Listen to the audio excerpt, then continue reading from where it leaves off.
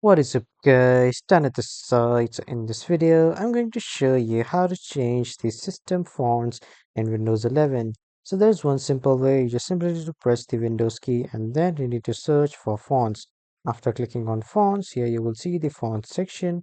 Simply click on this, and after that in the settings tab, under the personalization section, the font section of Windows 11 will open, wherein you can see some of the pre-built fonts that Windows 11 offers. You can simply choose from any of these, click on the three dots, or you can just simply hide it or uninstall it. So let's say I want to keep this, I'll just click on it once and then I can just type it here to preview it. Here, as you can see, I am typing and here it is being previewed. And you can also change the font size.